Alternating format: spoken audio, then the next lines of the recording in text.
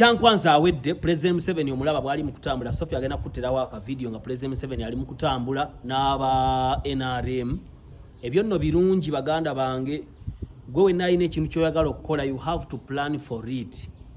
You have to plan for everything you do. Bano abasajja be mwagala okujja mbuyinza baabaladde ebintu byabwe. Bwe bavudde ekyankwanzi waliwo ebibeera mu ebyogerwako ne mubimanya, waliwo ebyogerwako ne mutabimanya. Kitegeeza bagenda okuva eyo nga balina pulani ya myaka 10. Gwe mwana yincha atanaabye ayina candida ne infections ng'oyimirira ku TikTok ng'otandika ogamba abasajja abanyarwanda bagenda eyo tabamiruka Buganda nayo singa egirina.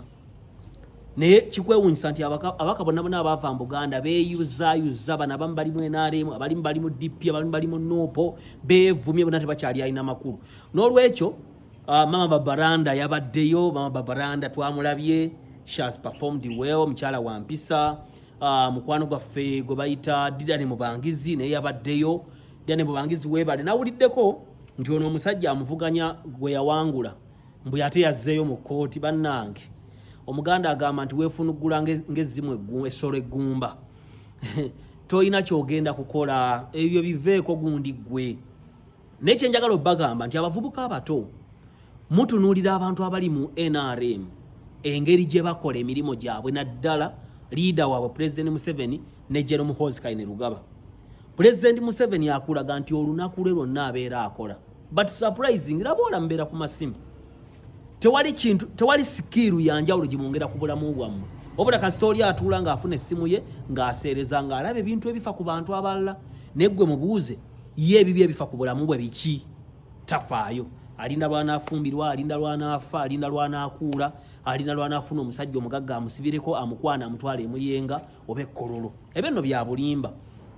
Buli kintu kyonna ky'olaba nze bwe nali nakamala P7 ne mbabuulira bye ngenda okukola.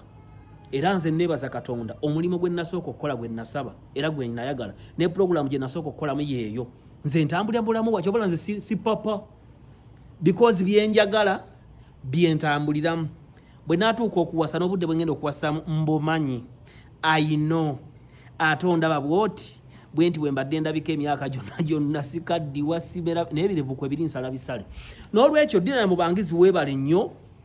Bwekola South has been represented. Abaana ba Ghetto Structure, Major Emma Kuteesa weebale okusindika abaana bakoze omulimu mulungi ba Kenya media bonna ababaddeyo lwakuba ntufunye obuzibu. Omu ku bannaffe be tukola nabo mu Ghetto Structure ne mu State House, omukulu wa Ronald Mukwano wa Pieron TV afunye obuzibu ne mukama amusuusa. Ate nfunye kuno ndi ne mukwano gwange Obote naye era afunye obuzibu akankubira awo kati n'Obote afunye obuzibu ne mukama basuuse bonna bakwateko. Museyi Museveni weebale nnyo okuliidinga eggwanga lyaffe.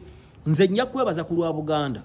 Weebale okuuma Uganda, weebale okuuma Buganda, weebale okuuma Abaganda nga bali misinde gyabwe, weebale okuuma Abaganda nga bali mu nkuuka wadde tebakwebazizza. Tewali yanajjukidde gati President weebale oba abasirikale mwebale, naye twebaza olw'emirembe. N'olwekyo maama wa Busoga omupya alangiriddwa ye Mama Babaranda, ate omusajja agenda okugavaninga Buweekula South agijje weebadde. In fact yatandika dde okukola. Omanyi omusajja w'obuvunaanyizibwa kasita azuula omukazi ali ew'omusajja naye ng'abona atandika omulabirira ng'akyali wa musajja mu maka, agenda omubbayo nga bazaala buzaazi. N'olwekyo yatandika dde okulabira Buweekula South nga bali bandooli bakyaliwo. Bagenza ogita ng'era alina waatuuse. Kati n'obwa minisita we yafunye, nze mbakubira bukubi saluti.